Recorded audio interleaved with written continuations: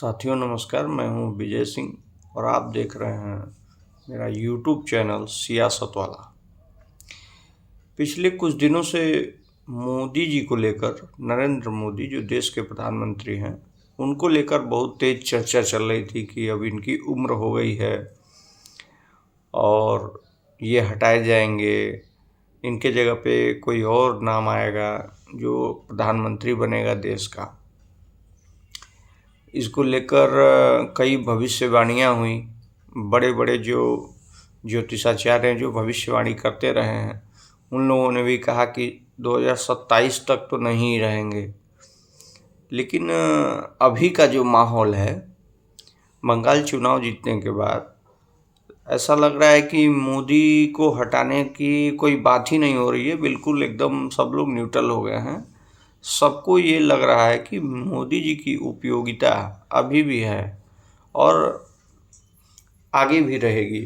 इतना जल्दी मोदी जी हटने वाले नहीं हैं और पार्टी भी इस पे विचार करेगी, क्योंकि परफॉर्मेंस बहुत ही बढ़िया रहा है। कई राज्यों में बीजेपी ने इधर चुनाव जीता, तो अभी तो हटने का कोई सवाल ही नहीं है। और यूपी का जो चुनाव होगा वो इन्हीं के चेहरे पे होगा। मोदी का चेहरा बहुत ज़रूरी है चुनाव के लिए। भले हम लोग लोकप्रियता के आधार पे किसी और नेता का नाम लें, लेकिन मोदी का चेहरा बहुत ज़रूरी है और यूपी में उनका चेहरा ही काम आएगा। उनके चेहरे पे ही चुनाव होना है। अब मोदी अमित शाह की जो जोड़ी है वो हिट रहेगी।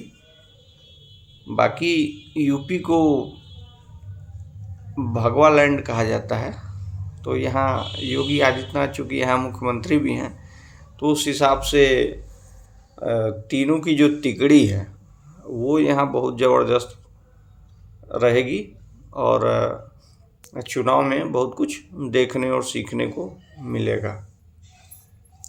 हालांकि योगी आदित्यनाथ जी को बहुत लोग पसंद नहीं करते हैं, जो अभी यूपी के सीएम हैं, और तीसरी बार उनके बनने की संभावना है। भाई चुनाव जीतेंगे तो बनेंगे, नहीं तो नहीं जीतेंगे तो दूसरी पार्टी आएगी। इनको भीतरघात से बचना होगा। योगी आदित्यनाथ जी को जो उनके 7 लोग जो मंत्रिमंडल में हैं, उसमें बहुत सारे लोग पसंद नहीं करते हैं। बीच बीच में खबरें आती रहती हैं कि ये नाराज़ हैं, वो नाराज़ हैं, कोई दिल्ली चला गया, कोई अमित शाह जी से मिल रहा है, कोई संगठन का आदमी उससे नहीं बन रही है। तो बहुत सारी चीज़ें बीच में चलती रहती हैं। एक नई जानकारी जो मिली है, बीते दिनों आप लोग देखे होंगे कि प्रयागराज में जब कुंभ लगा था, तो अभी मुक्तेश्वरानंद जी के साथ जो घटना हुआ था, जो उनको अपने रथ के साथ जो मेले में जा रहे थे और उनको रोका गया था, उसको लेकर जो टिप्पणी हुई थी दोनों तरफ से, या योगी जी ने जो कहा या फिर अभी मुक्तेश्वरानंद ने जो कहा, इसके बारे में पता चल रहा है कि इसमें कोई डिप्टी सीएम का हाथ था। यूपी के जो डिप्टी सीएम हैं 2 लोग, उसमें उन लोगों के हाथ होने का जानकारी मिल रही है।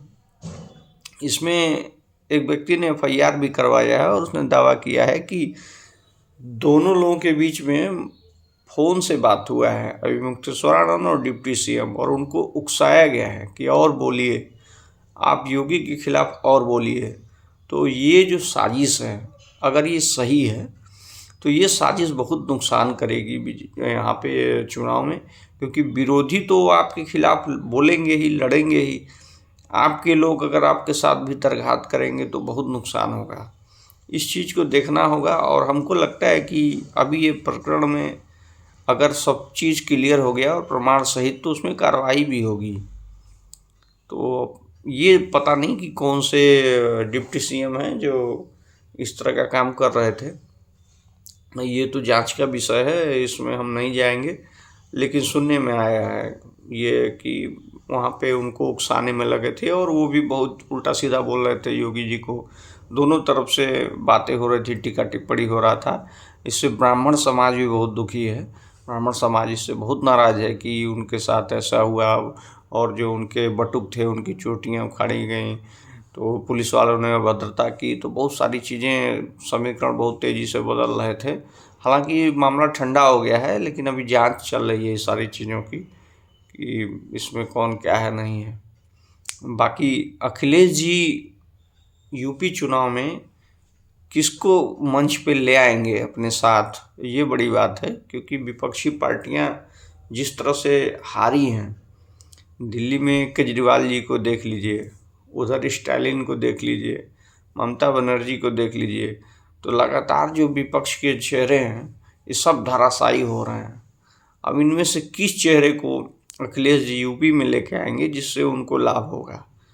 तो अभी हाल में ममता दीदी से मिलने गए थे अखिलेश जी, और ऐसा लग रहा है कि चुनाव में ममता दीदी यूपी में आ सकती हैं और अखिलेश जी के साथ मंच शेयर कर सकती हैं।